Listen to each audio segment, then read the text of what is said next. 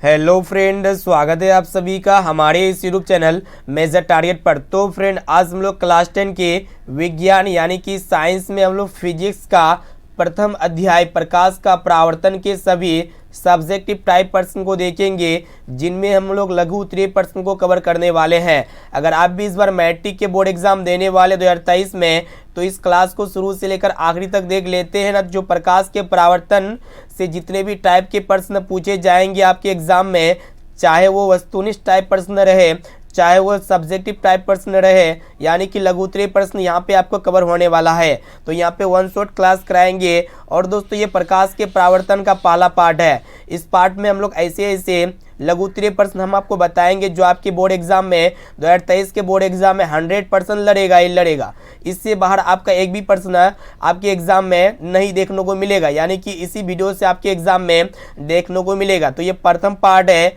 ठीक है। तो फ्रेंड, जल्दी से फटाफट से वीडियो को लाइक कर दीजिएगा। और दोस्तों, चैनल पर नए हैं ना, तो प्लीज़ दोस्तों चैनल को सब्सक्राइब करके बेल आइकन को प्रेस करके जो है ना ऑल पर जरूर सेलेक्ट कर लीजिएगा। और जो भी विद्यार्थी अभी तक हमारे व्हाट्सएप ग्रुप में नहीं जुड़े हैं, तो जल्दी से मेरा व्हाट्सएप नंबर को नोट कर लीजिए। मेरा व्हाट्सएप नंबर है 6206076569। सिंपली इस नंबर को सेव करना है और आपको बोलना है कि सर हमें व्हाट्सएप ग्रुप में जोड़ दीजिए, तो हम जो है ना आपको व्हाट्सएप ग्रुप में जोड़ देंगे। और यहाँ पे आप जो है ना कोशिश कर सकते हैं, कोशिश कीजिएगा ज़्यादा से ज़्यादा एक एक प्रश्न को समझने का, ठीक है। और यहाँ पे हम विस्तार पूर्वक एक एक प्रश्न जो है ना समझाएंगे, ठीक है। ये क्लास आपके लिए रामबाण साबित हो सकता है आपके फाइनल एग्जाम के लिए 2023 के लिए। ये फिजिक्स का नोट्स के माध्यम से हम आपको यहाँ पे आपको सब्जेक्टिव टाइप प्रश्न हम बताएंगे। तो चलिए दोस्तों, देखते हैं यहाँ पे आज का फर्स्ट प्रश्न, जो कि काफ़ी महत्वपूर्ण है। ये भी प्रश्न जो ना गत वर्ष में काफ़ी बार पूछा जा चुका है।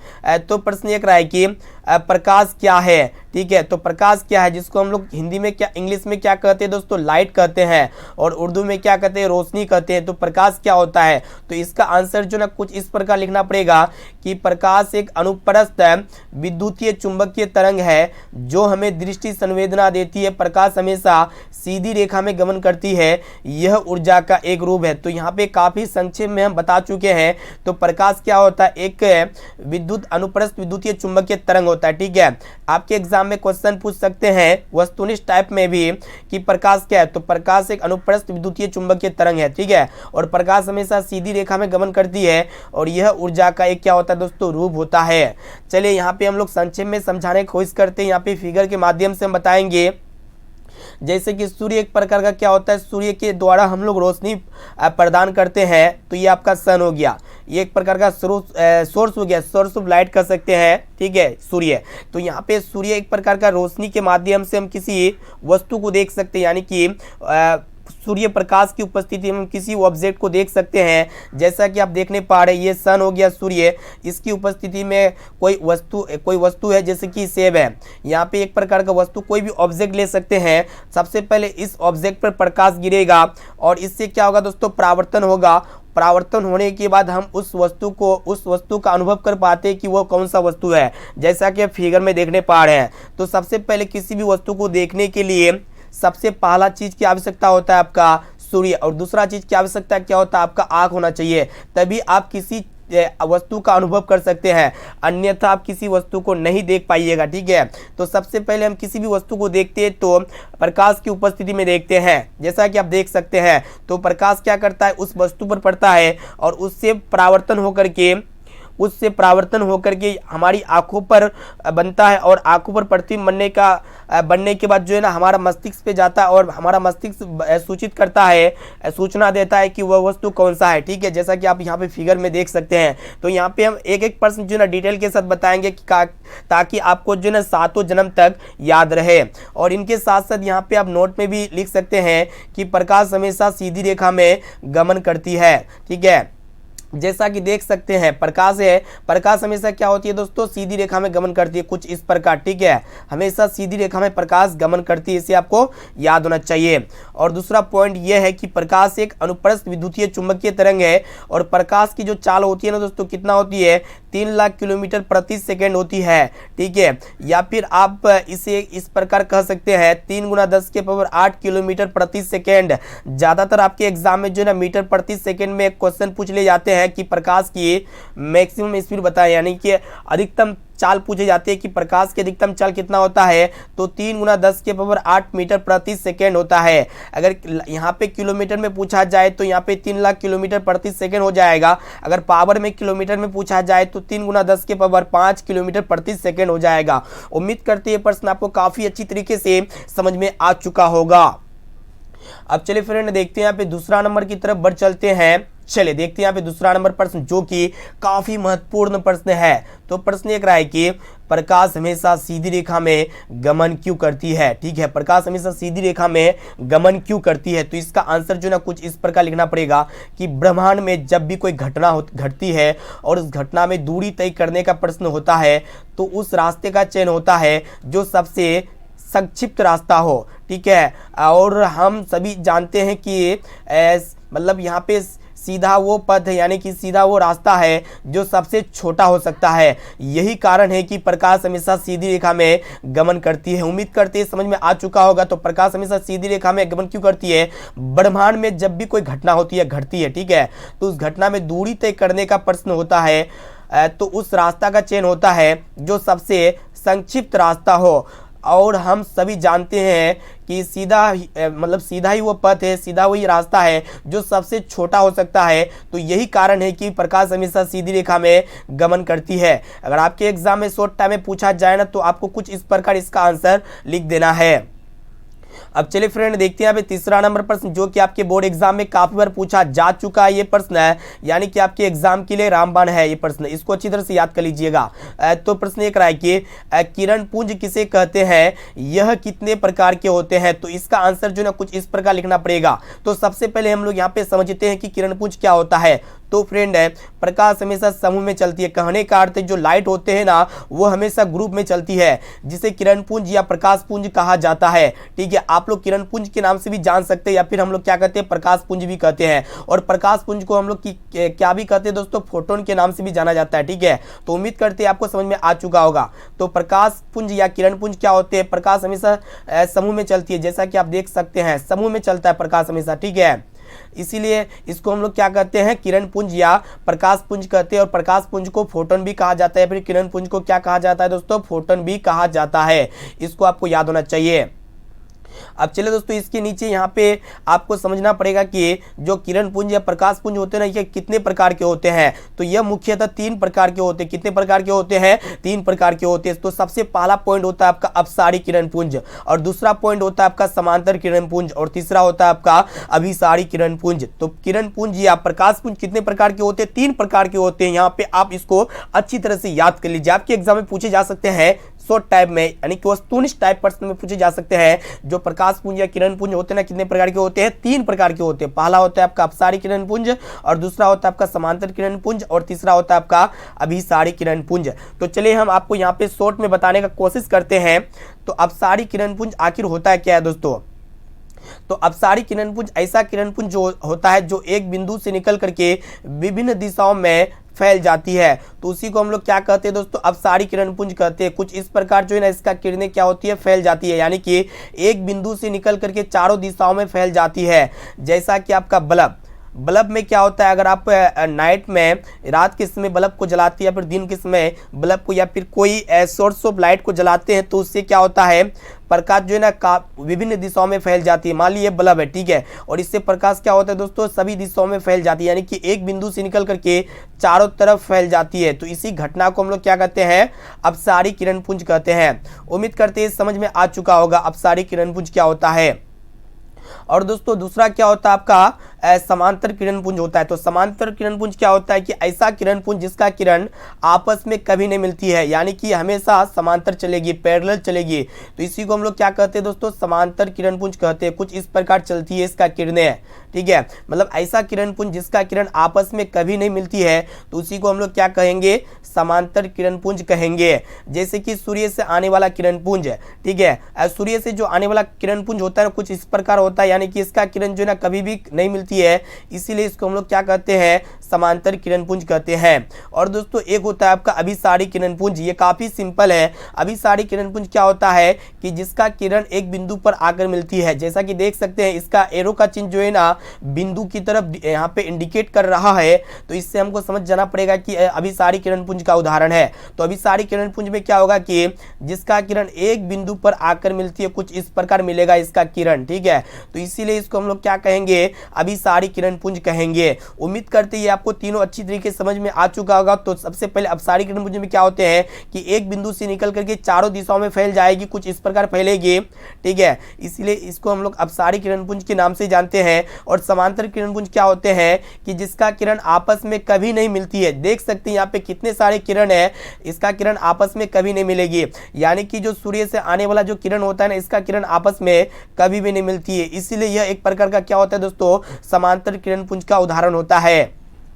और अभिसारी किरण पुंज क्या होता है कि जिसका किरण एक बिंदु पर आकर मिलती है, उसी को हम लोग क्या कहते हैं, अभिसारी किरण पुंज के नाम से जानते हैं। अब चलिए फ्रेंड देखते हैं यहाँ पे नेक्स्ट क्वेश्चन की तरफ बढ़ चलते हैं, जो कि काफी इंपॉर्टेंट यहाँ पे हम प्रश्न आपके सामने प्रस्तुत कर रहे हैं। इसलिए क्लास को शुरू से लेकर आखिरी तक बिल्कुल कंसंट्रेट होकर ध्यान पूर्वक देखना है। तो चौथा नंबर प्रश्न ये है कि आपको बताना है, ध्यान से देखिएगा दोस्तों, काफी इंपॉर्टेंट है, आपके गत वर्ष में काफी बार पूछा जा चुका है और 2023 में प्रश्न पूछेगा ही पूछेगा। तो ध्यान से देखिएगा, प्रश्न ये है कि प्रकाश की गति के आधार पर वस्तुओं का वर्गीकरण करें, ठीक है। तो प्रकाश की गति के आधार पर वस्तुओं को कितने भागों में बांटा गया है, 3 भागों में बांटा गया है। कितने भागों में बांटा गया है, 3 भागों में बांटा गया है। चलिए यहाँ पे देख लेते हैं क्या क्या होते हैं दोस्तों। सबसे पहला होता है आपका पारदर्शी वस्तु, जिसको हम लोग क्या कहते हैं, ट्रांसपेरेंट ऑब्जेक्ट कहते हैं। और दूसरा होता है आपका अपारदर्शी वस्तु, और तीसरा होता है आपका पारभासी वस्तु। तो सबसे पहले यहाँ पे हम समझेंगे जो पारदर्शी वस्तु होता है आखिर होता क्या है। तो चलिए इसको हम लोग उदाहरण के द्वारा समझने का कोशिश करते हैं। जैसे कि अगर आप एक शीशा लेते हैं और शीशा में क्या करते हैं कि एक तरफ से टॉर्च को मारते हैं तो दूसरे तरफ वो प्रकाश निकल आती है। कहने का अर्थ है कि ऐसा पदार्थ जिससे होकर प्रकाश आर पार जाती है, तो उसी को हम लोग क्या कहेंगे दोस्तों, पारदर्शी कहेंगे, ठीक है। जैसे कि बिना पॉलिश किया हुआ जो शीशा होता है ना, उसमें जो प्रकाश होती है पूरी अच्छी तरीके से आर पार जा सकती है। और जो शुद्ध जल होते हैं इससे भी प्रकाश इजीली आसानी से आर पार जा सकती है। जैसे कि आपका शुद्ध जल हो गया। एग्जाम्पल के तौर पर अगर यहाँ पे अगर आप टॉर्च को मारते हैं ना, तो ये हो गया आपका प्रकाश को यहाँ से जाती है और इससे निकल जाती है, प्रकाश पूरी अच्छी तरीके से निकल जाती है, यानी कि आर पार जो है ना अच्छी तरीके से प्रकाश आर पार जा सकती है पूर्णतः, ठीक है। इसीलिए इसको हम लोग क्या कहेंगे, पारदर्शी कहेंगे, ट्रांसपेरेंट ऑब्जेक्ट कहेंगे। तो उम्मीद करते हैं आपको समझ में आ चुका होगा। और दोस्तों उसका जस्ट ऑपोजिट होता है अपारदर्शी वस्तु, जिसको हम लोग ओपेक ऑब्जेक्ट के नाम से जानते हैं। तो अपारदर्शी वस्तु क्या होता है, जिससे प्रकाश आर पार नहीं जाती है, यानी कि प्रकाश का कुछ भी हिस्सा आर पार नहीं जा सके, तो उसी को हम लोग कहेंगे अपारदर्शी कहेंगे, ठीक है। जैसे कि लकड़ी, अगर आप लकड़ी का यहाँ पे जैसे कि लकड़ी हो गया, लकड़ी पर अगर आप प्रकाश मारते हैं तो इस पर इधर जो है ना दोस्तों प्रकाश नहीं दिखेगा आपको, ठीक है। इस साइड में, राइट साइड में प्रकाश नहीं दिखेगा। इसी प्रकार यहाँ पे अगर किताब को ले लेते हैं, अगर किताब का यहाँ पे बायां तरफ मारते हैं ना, तो दाहिना तरफ प्रकाश नहीं दिखेगा आपको, कुछ भी नहीं दिखेगा, प्रकाश का कुछ भी अंश आपको नहीं दिखेगा। अगर लोहा पर भी प्रकाश मारते हैं ना, तो राइट साइड में प्रकाश आपको कुछ भी नहीं दिखेगा, कुछ इस प्रकार आप देख सकते हैं यहाँ पे। तो अपारदर्शी वस्तु क्या होती है, पारदर्शी वस्तु का जस्ट ऑपोजिट होता है। पारदर्शी वस्तु में क्या होता है कि प्रकाश आसानी से इजीली आर पार जा सकता है, तो उसी को हम लोग पारदर्शी वस्तु कहेंगे, ठीक है। और अपारदर्शी वस्तु उसको कहेंगे कि जिससे प्रकाश इजीली आसानी से आर पार ना जा सके, जाएगा ही नहीं, आर पार जाएगा ही नहीं। जैसे कि लकड़ी, किताब, लोहा, इस सब में प्रकाश आसानी से आर पार नहीं जा सकता है। दीवार का भी एग्जाम्पल आप ले सकते हैं। तो उम्मीद करती है दोनों आपको अच्छी तरीके से समझ में आ चुका होगा। तो चलिए देखते हैं यहाँ पे तीसरा जो है पारभासी वस्तु है। चलिए यहाँ पे इसको नीचे की ओर स्क्रॉल करते हैं, तो देख सकते हैं दोस्तों पारभासी वस्तु भी काफी इंपॉर्टेंट एग्जाम में पूछे जाते हैं कि पारभासी वस्तु, जिसको हम लोग ट्रांसल्यूसेंट ऑब्जेक्ट के नाम से जानते हैं, तो आखिर पारभासी वस्तु होता क्या है। तो इसका आंसर जो ना कुछ इस प्रकार लिखना पड़ेगा कि ऐसा पदार्थ जिससे होकर प्रकाश का कुछ हिस्सा आर पार जा सकती है तो उसको हम लोग अर्ध पारदर्शी या फिर पारभासी के नाम से जानते हैं। ठीक है, जैसे कि रगड़ा हुआ शीशा और तेल लगा हुआ कागज, ये दोनों किसका उदाहरण होते हैं? पारभासी वस्तु का उदाहरण होते हैं या फिर अर्ध पारदर्शी वस्तु का उदाहरण होते हैं। जैसे कि ये आपका रगड़ा हुआ शीशा होते हैं, इसमें अगर आप प्रकाश मारते ना तो प्रकाश का कुछ ही हिस्सा आर पार जा सकता है, यानी कि राइट साइड में देख सकते हैं कुछ ही हिस्सा यहाँ पे आर पार हो रहा है। ठीक है, पूरी अच्छी तरीके से आर पार नहीं होगा, यानी कि ब्लड टाइप का दिखेगा प्रकाश। ठीक है, इसी तरह अगर आप दूध ले लेते हैं, दूध में अगर आप प्रकाश मारते हैं, टॉर्च मारते हैं यहाँ पे, तो लेफ्ट साइड में टॉर्च को मारते हैं तो राइट साइड में कुछ ही हिस्सा आर पार दिखेगा प्रकाश का। ठीक है, कुछ ही हिस्सा, पूर्ण तरह से आर पार नहीं दिखेगा। तो उम्मीद करते हैं ये भी आपको अच्छी तरीके से समझ में आ चुका होगा। और अब रगड़ा हुआ शीशा ले लेते हैं, रगड़ा हुआ शीशा में भी अगर आप प्रकाश मारते हैं तो कुछ ही हिस्सा आर पार जाएगा और दूध हो गया। और तेल लगा हुआ कागज में भी क्या होते हैं दोस्तों? प्रकाश का कुछ ही हिस्सा आर पार इजीली जा सकती है। ठीक है, पूरी तरह से अच्छी तरीके से आर पार नहीं जाएगी, लेकिन कुछ ही हिस्सा जो है ना आर पार जाएगी प्रकाश का। ठीक है, तो उम्मीद करते हैं तीनों आपको अच्छी तरीके से समझ में आ चुका होगा। अब चलिए दोस्तों देखते हैं यहाँ पे नेक्स्ट क्वेश्चन की तरफ बढ़ चलते हैं। तो चलिए दोस्तों 5 नंबर प्रश्न भी आपके बोर्ड एग्जाम के लिए काफी इंपॉर्टेंट है। यहाँ पे देखिएगा प्रश्न ये रहा है कि प्रकाश के गुण, तो यहाँ पे प्रकाश के गुण क्या होता है, यानी कि प्रॉपर्टीज ऑफ लाइट आखिर होता क्या है। तो प्रकाश के गुण यहाँ पे देख सकते हैं, सबसे पहला गुण है प्रकाश का अवशोषण, यानी कि एब्जॉर्प्शन ऑफ लाइट, यानी कि प्रकाश को एब्जॉर्ब करना। ठीक है, अवशोषण करना। देखिएगा प्रकाश का अवशोषण क्या होता है कि प्रकाश की वह घटना जिसमें प्रकाश वायुमंडल में मौजूद कणों द्वारा अवशोषित होता है। जैसा कि आप देख सकते हैं ये आपका कोई कण है, कोई पार्टिकल्स है, इसमें प्रकाश पड़ रहा है तो क्या हो रहा है कि इससे प्रकाश जो है ना चारों दिशाओं में छितरा जाता है, अवशोषण हो रहा है प्रकाश का। ठीक है, इसी घटना को हम लोग क्या कहेंगे? प्रकाश का अवशोषण के नाम से जानते हैं, या फिर इसको हम लोग प्रकाश का प्रकीर्णन भी कह सकते हैं, जिसको स्क्रैचिंग ऑफ लाइट के नाम से भी जानते हैं हम। तो यहाँ पे इजीली है, काफी सिंपल है। तो प्रकाश का अवशोषण क्या होता है कि जब भी मतलब प्रकाश की वो घटना जिसमें प्रकाश वायुमंडल में मौजूद कणों द्वारा अवशोषित होता है। तो यहाँ पे वायुमंडल में कोई भी कण है, ठीक है, तो इस कण में जब प्रकाश गिरेगा ना, इसमें प्रकाश पड़ेगा ना, तो ये चारों दिशाओं में फैल जाएगा प्रकाश। ठीक है, तो इसी को हम लोग क्या कहेंगे? प्रकाश का अवशोषण कहेंगे। तो उम्मीद करते हैं ये प्रकाश के गुण का पहला ये गुण जो है ना आपको समझ में आ चुका होगा। अब चलिए फ्रेंड देखते हैं यहाँ पे अगला प्रश्न की तरफ बढ़ चलते हैं, जो कि टॉप लेवल की प्रश्न है और बोर्ड एग्जाम में 100% ये प्रश्न 110% लड़ेगा इस बार। तो इस प्रश्न को अच्छी तरह से याद कर लेना है। तो प्रश्न एक रहा है कि प्रकाश का परावर्तन किसे कहते हैं। काफी सिंपल प्रश्न है और आपके बोर्ड एग्जाम में गत वर्ष में 10 बार 15 बार से भी ज्यादा बार पूछा गया है, यानी कि 2023 के एग्जाम में 110% लड़ेगा ही लड़ेगा। तो प्रकाश का परावर्तन होता क्या है, आखिर उसी को आपको बताना है। तो चलिए काफी सिंपल के माध्यम से हम इसको बताएंगे। ठीक है, तो देखिएगा दोस्तों, जब भी कोई प्रकाश किरण किसी माध्यम से चलकर किसी चिकने सतह या दर्पण से टकराने के बाद पुनः उसी माध्यम में लौट जाती है, तो उसी को हम लोग क्या कहते हैं? प्रकाश का परावर्तन कहते हैं। ठीक है, काफी सिंपल है। तो प्रकाश का परावर्तन वो होता है, मतलब किसी माध्यम से चल करके किसी चिकने सतह या दर्पण से टकराने के बाद पुनः उसी माध्यम में लौट जाती है। मान लिया यह एक प्रकार का क्या है दोस्तों? दर्पण है। ये क्या है? दर्पण है। इसमें हम लोग क्या कर रहे हैं? इस दर्पण में कोई टॉर्च मार रहे हैं, ठीक है, लाइट मार रहे हैं। जब टॉर्च को मारिएगा ना, तो लाइट को मारिएगा दर्पण में, यहाँ पे प्रकाश को मारिएगा दर्पण में, तो क्या होगा? प्रकाश जो है ना पुनः उसी दिशा में परावर्तित हो जाएगा, यानी कि पुनः उसी दिशा में क्या हो जाएगा दोस्तों? लौट जाएगा। तो इसी घटना को हम लोग क्या कहेंगे? प्रकाश का परावर्तन कहेंगे। तो प्रकाश का परावर्तन आपको समझ में आ चुका होगा। प्रकाश का परावर्तन से यहाँ पे तात्पर्य होता है कि प्रकाश का टकराना और वापस लौटने की घटना, यानी कि देख सकते हैं प्रकाश के किसी वस्तु से टकराकर वापस लौटने को ही हम लोग क्या कहते हैं दोस्तों? प्रकाश का परावर्तन कहते हैं। ठीक है, तो ये समझ में आ चुका होगा। इसमें क्या हो रहा है कि कोई दर्पण ले लीजिए या फिर चिकना सतह ले लीजिए, जब उसमें प्रकाश पड़ता है ना, तो प्रकाश फिर से पुनः उसी दिशा में लौट जाती है। मान लिए प्रकाश हवा से आया, फिर उसी दिशा में हवा में ही ये वापस लौट जाएगा। तो इसी को हम लोग क्या कहेंगे? प्रकाश का परावर्तन कहेंगे। ठीक है, और दोस्तों आपके एग्जाम में एक प्रश्न ये पूछे जा सकते हैं कि प्रकाश के परावर्तन के कितने नियम होते हैं। ठीक है, तो प्रकाश के परावर्तन के 2 गो नियम होता है। क्या गो नियम होता है? 2 गो नियम होता है। यहाँ पे हम आपको नीचे में डिटेल में बताएंगे। तो ये होता है आपका जो किरण आपतित होता है, जो किरण यहाँ पे पड़ता है तो उसको हम लोग आपतित किरण कहते हैं। क्या कहते हैं दोस्तों? इसको हम लोग आपतित किरण कहते हैं। यानी कि आपतित किरण वो होता है कि मतलब जो किरण दर्पण पर आपतित होता है तो उसी को हम लोग आपतित किरण कहेंगे, और वापस लौटकर जो किरण जाएगा ना उसको हम लोग क्या कहेंगे दोस्तों? परावर्तित किरण कहेंगे।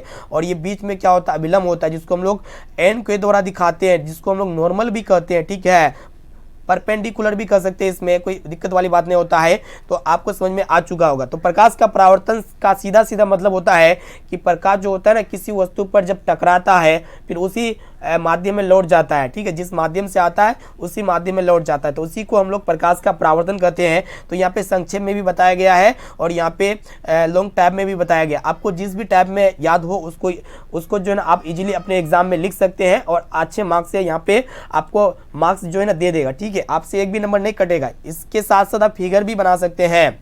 चलिए देखते हैं यहाँ पे इसके परावर्तन के नियम आखिर कितने होते हैं। तो देख सकते हैं दोस्तों, आपके एग्जाम में इस तरह के भी प्रश्न पूछे जाते हैं कि प्रकाश के परावर्तन के नियमों को लिखे। ठीक है, तो प्रकाश के परावर्तन के दो नियम है। कितने नियम है दोस्तों? दो ही नियम होता है प्रकाश के परावर्तन के।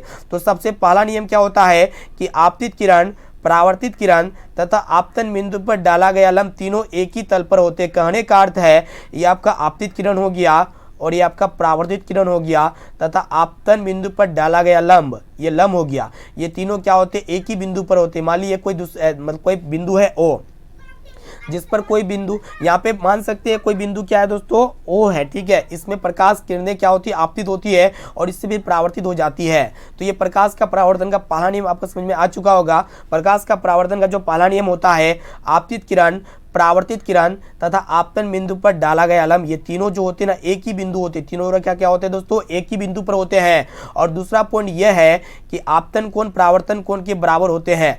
देखिएगा दोस्तों, जब कोई मतलब आपतन कोण क्या होता है, यहाँ पे देख सकते हैं कि आपतित किरण और अभिलंब के बीच जो कोण बनता है ना उसको हम लोग आपतन कोण कहते हैं। और आपतन कोण को किसके द्वारा दिखाया जाता है? आई के द्वारा दिखाया जाता है। और परावर्तन कोण क्या होते हैं कि परावर्तित किरण तथा अभिलंब के बीच जो कोण बनता है ना उसको हम लोग क्या कहेंगे? परावर्तन कोण कहेंगे। और परावर्तन कोण को हम लोग किसके द्वारा दिखाएंगे? आर के द्वारा दिखाएंगे। तो ये आपतन कोण और परावर्तन कोण ये दोनों आपस में क्या होते हैं? बराबर होते हैं। इसके नीचे आप लिख सकते हैं कोण आई बराबर कोण आर, क्योंकि ये आपतन कोण परावर्तन कोण के बराबर होते हैं। तो उम्मीद करते हैं आपको समझ में आ चुका होगा। तो प्रकाश के परावर्तन के दो ही नियम होता है। पहला नियम यह होता है कि आपतित किरण, परावर्तित किरण तथा आपतन बिंदु पर डाला गया लंब तीनों एक ही बिंदु पर होते हैं, तीनों एक ही तल पर होते हैं। और दूसरा नियम यह होता है कि आपतन कोण तथा परावर्तन कोण ये दोनों आपस में बराबर होते हैं। आपतन कोण को हम लोग कोण आई के द्वारा दिखाते हैं और परावर्तन कोण को कोण आर के द्वारा दिखाते हैं। चलिए बढ़ चलते अगले प्रश्न की तरफ, जो कि टॉप लेवल की प्रश्न यहाँ पे हम सम्मिलित किए हैं।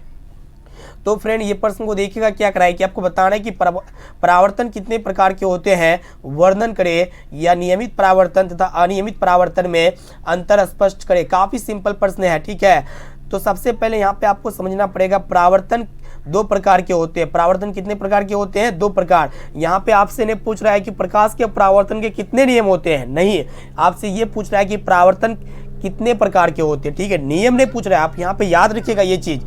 जब भी इस तरह के बहुत सारे विद्यार्थी प्रश्न कंफ्यूज कर देते हैं और वो जो है ना क्या करते हैं कि प्रकाश के परावर्तन के नियम को लिख देते हैं। तो यहाँ पे आपको नियम को नहीं लिखना है दोस्तों, परावर्तन के प्रकार को लिखना है। ठीक है, तो परावर्तन दो प्रकार के होते हैं। तो पहला होता है आपका नियमित परावर्तन। पहला क्या होता है? नियमित परावर्तन। तो नियमित परावर्तन क्या होता है, इसको अच्छी तरह से देखिएगा दोस्तों। नियमित परावर्तन क्या होता है, यहाँ पे आप कोई चिकना सतह ले लीजिएगा। ठीक है, चिकना सतह ले लीजिएगा, ये पॉलिश क्या हो रहेगा? कहने का अर्थ है कि जब प्रकाश की किरण अच्छी तरह पॉलिश की हुई चिकनी समतल सतह से टकराती है तो वो अपने पहले माध्यम में एक निश्चित दिशा में वापस लौट जाती है। इस प्रकार के परावर्तन को हम लोग क्या कहते हैं? परावर्तन कहते हैं। तो ये जो है ना सतह, ये सतह कैसा होना चाहिए? चिकना सतह होना चाहिए, या फिर दर्पण भी ले सकते हैं आप। तो हम क्या करेंगे, इसमें जो जब प्रकाश गिरेगा ना, तो जब प्रकाश की किरण आपतित होगा ना तो फिर ये दोबारा पुनः उसी माध्यम में वो लौट जाएगा। ठीक है, निश्चित दिशा में लौट जाएगा, इधर उधर नहीं होगा। यहाँ पे देख सकते हैं, यहाँ पे क्या हो रहा है कि ये उभर खाबड़ सतह है, ये चिकना अनियमित सतह है। ठीक है, इसका सतह सही ढंग से नहीं है, मतलब उभर खाबड़ सतह है, चिकना सतह लेकिन उभर खाबड़ सतह है। तो इसमें जब प्रकाश किरण गिरता है ना तो ये क्या होता है? प्रकाश किरणें तो यहाँ पे आपतित होती है, यहाँ पे देख सकते हैं ये निश्चित दिशा में आपतित होती है प्रकाश किरण, लेकिन परावर्तन के बाद ये अनिश्चित दिशा में चली जाती है, मतलब अनियमितताएं होती है, ठीक है, जिसको हम लोग अनिश्चित दिशा भी कर सकते हैं, ठीक है, मतलब इधर उधर चली जाती है। तो देख सकते हैं यहाँ पे प्रकाश की किरण यहाँ पे पड़ रहा है, फिर देख सकते हैं यहाँ पे कोई किरण क्या हो गया, इधर चले गया, तो कि कोई किरण इधर चले गया, कोई किरण इधर चले गया, कोई किरण इधर चले गया, कोई किरण इधर चले गया, मतलब इसका कोई दिशा नहीं है, ठीक है। तो इसी को हम लोग क्या कहते हैं, विस्तृत परावर्तन के नाम से जानते हैं, डिफ्यूज्ड रिफ्लेक्शन के नाम से हम इसको जानते हैं। तो उम्मीद करते हैं इसको भी आपको समझ में आ चुका होगा, ठीक है। अब चलिए फ्रेंड देखते हैं यहाँ पे नेक्स्ट क्वेश्चन की तरफ बढ़ चलते हैं, जो कि काफी शानदार प्रश्न हम आपको फिगर के माध्यम से बता रहे हैं, इसलिए आप कोशिश कीजिएगा क्लास को शुरू से लेकर आखिरी तक करने का, ठीक है। इसी तरह यहाँ पे इसका और 2-3 पार्ट होगा, तो यहाँ पे हम जो ना कोशिश करेंगे 3 पार्ट में इसको कवर करने का। जो फिजिक्स का जो पहला चैप्टर है प्रकाश का परावर्तन, उसका जो प्रकाश का परावर्तन का जो चैप्टर है ना, उसको हम लोग 3 पार्ट में बांटेंगे, ठीक है, क्योंकि यहाँ पे काफ़ी सारे प्रश्न हैं जो हम आपको कवर करेंगे एक ही वीडियो में, तो काफ़ी लंबा हो जाएगा वीडियो, जो संभव नहीं है, ठीक है। तो यहाँ पे हम लोग 3 पार्ट में वीडियो को देखेंगे। तो ये पहला पार्ट में यहाँ मैक्सिमम हम लोग यहाँ पे देख सकते हैं कितने क्वेश्चन लेते हैं। चलिए देखते हैं यहाँ पे 8 नंबर प्रश्न, जो कि आपके बोर्ड एग्जाम के लिए काफी इंपोर्टेंट है। तो प्रश्न एक रहा है कि प्रतिबिंब किसे कहते हैं, यह कितने प्रकार के होते हैं। काफी सिंपल है। तो प्रतिबिंब जिसको हम लोग इमेज कहते हैं, ठीक है, इंग्लिश में क्या कहते हैं दोस्तों, इमेज कहते हैं। तो प्रतिबिंब किसे कहते हैं, ये कितने प्रकार के होते हैं। तो कुछ इसका आंसर जो ना कुछ इस प्रकार लिखना पड़ेगा कि जब कोई प्रकाश किरण किसी वस्तु या बिंब से चलकर किसी दर्पण या लेंस से परावर्तन या अपवर्तन के बाद जिस बिंदु पर कटती है या कटती हुई प्रतीत होती है, तो वो बिंदु क्या कहलाता है दोस्तों, प्रतिबिंब कहलाती है। काफी सिंपल प्रश्न है। तो प्रतिबिंब किसको कहेंगे, जब भी कोई प्रकाश किरण किसी वस्तु या बिंब से चल करके किसी दर्पण या लेंस से परावर्तन या अपवर्तन के बाद जिस बिंदु पर कटती है या कटती हुई प्रतीत होती है ना, तो वो बिंदु क्या कहलाती है, प्रतिबिंब कहलाती है। उसको हम लोग इमेज के नाम से जानते हैं। और प्रतिबिंब कितने प्रकार के होते हैं दोस्तों, 2 प्रकार के होते हैं। पहला होता है आपका वास्तविक प्रतिबिंब और दूसरा होता है आपका आभासी या काल्पनिक प्रतिबिंब होता है, ठीक है। तो देख सकते हैं यहाँ पे प्रतिबिंब, यहाँ पे जैसे कि यहाँ पे कोई ऑब्जेक्ट है, ठीक है, इस पे प्रकाश पड़ रहा है, इस वस्तु पर प्रकाश पड़ रहा है, ये एक तरह का सेब है, सेब ले लिए हैं, इसमें प्रकाश पड़ रहा है, ठीक है। तो प्रकाश पड़ने के बाद यहाँ पे क्या होती है, यहाँ पे एक किरण जो है ना यहाँ पे दर्पण पर आपतित होगी और दूसरा किरण यहाँ पे दर्पण पर आपतित होगी, और दोनों किरणें क्या होगी दोस्तों, फोकस होते हुए जिस बिंदु पर कटता है ना, तो वही बिंदु उसका क्या कहलाता है, प्रतिबिंब कहलाती है, ठीक है। तो उम्मीद करते हैं आपको समझ में आ चुका होगा। तो ये आप दर्पण ले सकते हैं या फिर कोई क्या ले सकते हैं, लेंस भी ले सकते हैं। हालांकि यहाँ पे हम दर्पण लिए हैं, ठीक है। तो दर्पण लिए हैं कि जब भी कोई प्रकाश किरण किसी वस्तु से चलकर, ये आपका प्रकाश किरण है, ये आपका देखिएगा प्रकाश होना चाहिए तभी आप इसका प्रतिबिंब बनेगा। अंधेरा में इसका प्रतिबिंब बनेगा नहीं, अंधेरा में किसी भी वस्तु का प्रतिबिंब नहीं बनता है। इसके लिए आपको प्रकाश की आवश्यकता होता है। तो यहाँ पे अगर आप दर्पण के सामने कोई भी ऑब्जेक्ट को रख देते हैं तो ये आपका सेव हो गया। मतलब जब कोई प्रकाश किरण किसी वस्तु से चलकर किसी दर्पण या लेंस से परावर्तन या अपवर्तन के बाद जिस बिंदु पर कटती है, जैसा कि देख सकते हैं यहाँ पे इसका परावर्तन होगा। परावर्तन होने के बाद ये दोनों किरणें जिस बिंदु पर कटती है ना, तो वही बिंदु उसका क्या कहलाएगा दोस्तों, प्रतिबिंब कहलाएगा। उम्मीद करते हैं आपको समझ में आ चुका होगा, ठीक है। चलिए उसके बाद यहाँ पे आपको समझना पड़ेगा कि वास्तविक प्रतिबिंब क्या होता है। इसको थोड़ा स्क्रॉल डाउन कर लेते हैं, नीचे की ओर कर लेते हैं, ताकि आपको दोनों समझ में आ जाए। तो प्रतिबिंब 2 प्रकार के होते हैं। पहला होता है आपका वास्तविक प्रतिबिंब और दूसरा होता है आपका आभासी या काल्पनिक प्रतिबिंब। वर्चुअल इमेज के नाम से हम लोग जानते हैं आभासी प्रतिबिंब को या फिर काल्पनिक प्रतिबिंब को। तो चलिए हम लोग फटाफट से वास्तविक प्रतिबिंब को समझने का कोशिश करते हैं, जिसको हम लोग क्या कहते हैं दोस्तों, रियल इमेज कहते हैं। वास्तविक प्रतिबिंब नाम से ही पता चलता है, रियल इमेज। तो फ्रेंड यहाँ पे वास्तविक प्रतिबिंब आखिर क्या होता है, देखिएगा दोस्तों। वास्तविक प्रतिबिंब तब बनता है जब किसी वस्तु से परावर्तित किरणें वास्तव में किसी बिंदु पर मिलती है, ठीक है, वास्तव में किसी बिंदु पर मिलती है। कहने का अर्थ है इसको हम लोग जो है ना डॉट डॉट के द्वारा नहीं दिखाएंगे। जैसा कि आप देख सकते हैं यहाँ पे क्या हो रहा है कि दर्पण के सामने कोई ऑब्जेक्ट को रख चुके हैं, शेप को रख चुके हैं, और इससे क्या होगा दोस्तों, इसका जो प्रतिबिंब बनेगा ना वास्तविक रूप से बनेगा, ठीक है, वास्तविक बिंदु पर मिलती है। और इधर राइट साइड में जो इसका प्रतिबिंब बनता है ना, ये वर्चुअल बनता है, ठीक है। तो यहाँ पे वास्तविक प्रतिबिंब कुछ इस प्रकार होगा। और यहाँ पे देख सकते हैं आभासी प्रतिबिंब क्या होता है आखिर। तो आभासी प्रतिबिंब तब बनता है जब वस्तु से परावर्तित किरण किसी बिंदु पर मिलती हुई दिखाई देती है परावर्तन के बाद, ठीक है। उसी को हम लोग क्या कहेंगे, आभासी प्रतिबिंब कहेंगे। जैसा कि देख सकते हैं यहाँ पे दर्पण के सामने कोई ऑब्जेक्ट यानी कि शेप को रख चुके हैं, और इसका जो प्रतिबिंब बनता है ना दोस्तों, कैसा बनता है, आभासी प्रतिबिंब बनता है, ठीक है। आभासी कहने का अर्थ होता है आभासी कहने का अर्थ होता है ये आपका वास्तविक प्रतिबिंब। यहाँ पे देख सकते हैं ये आपका वास्तविक प्रतिबिंब है, ये जो है ना वास्तविक प्रतिबिंब है। यहाँ पे इसको हम लोग डॉट डॉट के द्वारा दिखाए हुए हैं, सॉरी यहाँ पे देख सकते हैं दोस्तों, ये जो वास्तविक प्रतिबिंब, यहाँ पे इमेज थोड़ा उल्टा पुल्टा हो गया, ठीक है। ये आपका काल्पनिक प्रतिबिंब का इमेज है और ये आपका वास्तविक प्रतिबिंब का इमेज है। तो यहाँ पे हम लोग इसको फिर से एक बार समझाने की कोशिश करते हैं। तो वास्तविक प्रतिबिंब में क्या होगा, ये वाला वास्तविक प्रतिबिंब है, ठीक है। तो वास्तविक प्रतिबिंब में क्या होगा दोस्तों, कोई भी वस्तु जो होगा ना उल्टा दिखेगा, हमको अपने वास्तविक स्थिति उल्टा दिखेगा, ठीक है। और यहाँ पे वास्तविक प्रतिबिंब, जो काल्पनिक प्रतिबिंब होते हैं ना, वो क्या होते हैं, मतलब वो बड़ा दिखता है, कुछ इस प्रकार दिखता है। और ये डॉट डॉट के द्वारा दिखाते हैं, यानी कि ये काल्पनिक दिखता है, ठीक है, डॉट डॉट के द्वारा दिखाया जाता है। तो ये दोनों आपको समझ में आ ही चुका होगा, ठीक है।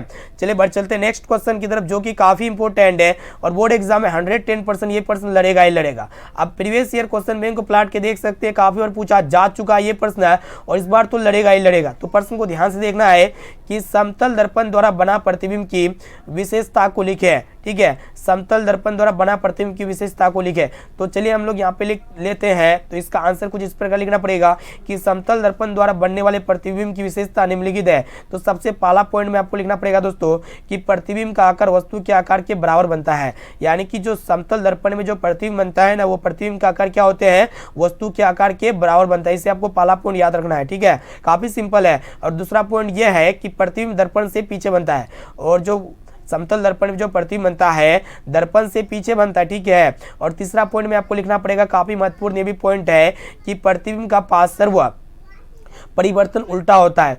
मतलब प्रतिबिंब का पार्श्व परिवर्तन कैसा होता है दोस्तों, उल्टा होता है। और चौथा पॉइंट काफी इंपॉर्टेंट है कि प्रतिबिंब उतने ही पीछे बनता है जितना कि वस्तु आगे होती है, ठीक है।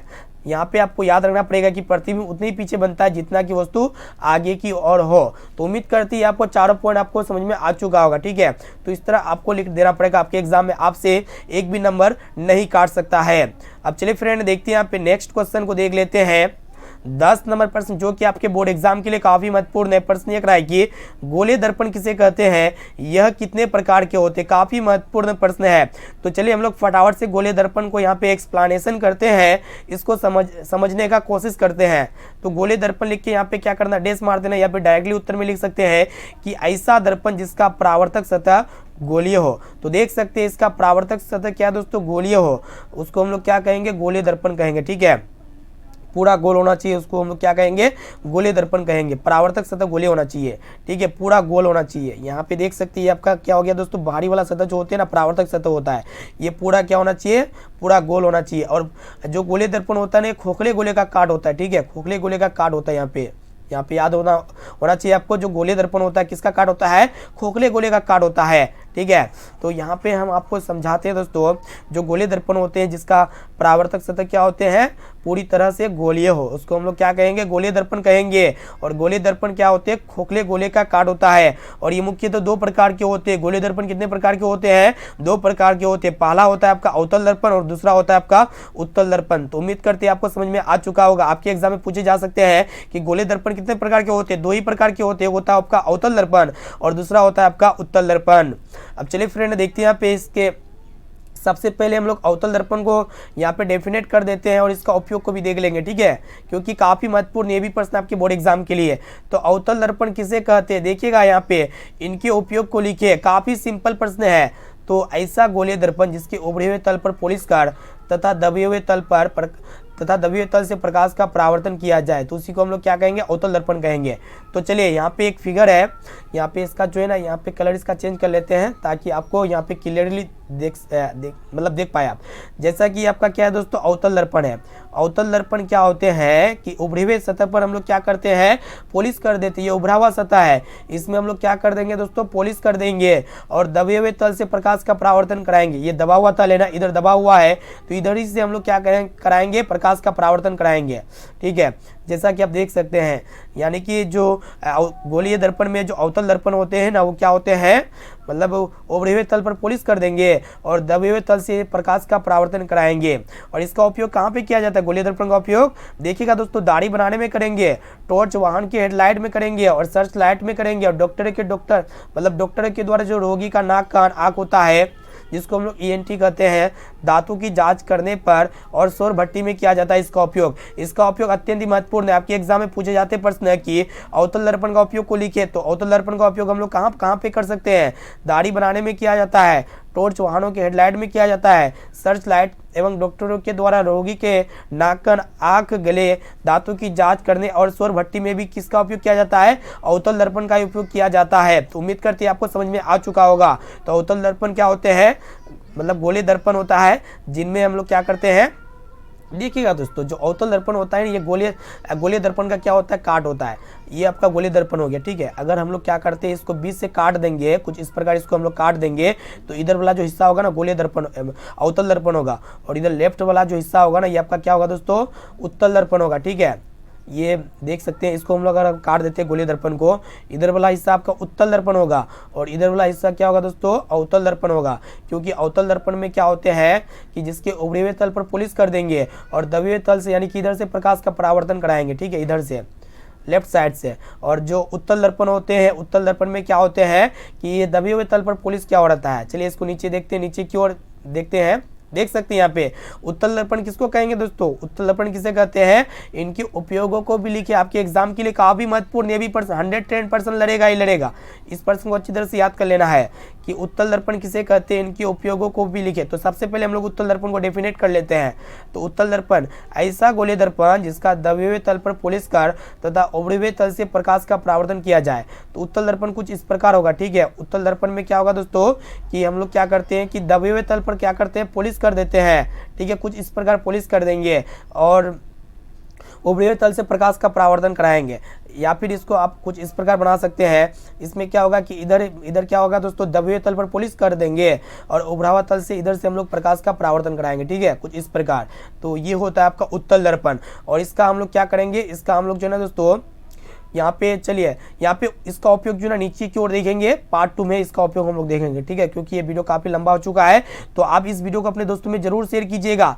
पार्ट 2 अगर देखना चाहते हैं तो ये पार्ट 1 जो विद्यार्थी नहीं देखे हैं या फिर जो विद्यार्थी देख रहे हैं, जो विद्यार्थी नहीं देखे, इस वीडियो को अपने दोस्तों में जरूर शेयर कीजिएगा पार्ट 1 को, ताकि वो भी बोर्ड एग्जाम की तैयारी काफी अच्छी तरीके से कर सके, ठीक है। सब्जेक्टिव टाइप प्रश्न पढ़ना काफी जरूरी है दोस्तों। हम इसी तरह हम क्लास 10 के सभी सब्जेक्ट का यहाँ पे सब्जेक्टिव टाइप प्रश्न हम डेली लेके आएंगे, ठीक है, पार्ट वाइज लेके आएंगे, जो आपके बोर्ड एग्जाम में 110% लड़ेगा ही लड़ेगा। इसलिए आपको जो है क्लास को रेगुलर करना है, पूरे कंसंट्रेट होकर क्लास को देखना है, ठीक है। और यहाँ पे लाइव क्लास का टाइम को हम बता देते हैं। अभी जो दोपहर में क्लास की 1 बजे काफी महत्वपूर्ण क्लास था, जो आप फिजिक्स का चैप्टर को देखिए, फर्स्ट चैप्टर प्रकाश का परावर्तन में हम लोग पार्ट 1 को देखिए, ठीक है। इसी तरह हम लोग 1 बजे फिर कल दोपहर में लेके आएंगे पार्ट 2, ठीक है। इसको आपको देखना है दोस्तों।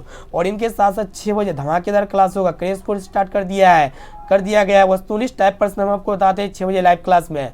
और 8 बजे जो क्लास होती है वो आपका क्या होता है दोस्तों? प्रीवियस ईयर क्वेश्चन बैंक को बताते हैं, ठीक है। और 1 बजे दोपहर में जो क्लास होती है वो सब्जेक्टिव टाइप प्रश्न का क्लास होगा। और मॉर्निंग टाइम में भी क्लास कराएंगे दोस्तों, यहाँ पे मॉर्निंग टाइम में भी क्लास कराएंगे, ठीक है। तो यहाँ पे डेली क्लास को करना है। और जो भी विद्यार्थी अभी तक हमारे व्हाट्सएप ग्रुप में नहीं जुड़े तो जल्दी से फटाफट से आप हमारे व्हाट्सएप ग्रुप में जुड़ सकते हैं। मेरा व्हाट्सएप नंबर को जल्दी से नोट कर लीजिए। ये मेरा व्हाट्सएप नंबर है 6206076569। इस नंबर को सेव करना है और आपको बोलना है कि सर हमें व्हाट्सएप ग्रुप में जोड़ दीजिए, तो हम जो है ना आपको व्हाट्सएप ग्रुप में जोड़ देंगे। तो फिर मिलते हैं यहाँ पे अगले क्लास में। आज के लिए इतना ही, थैंक यू।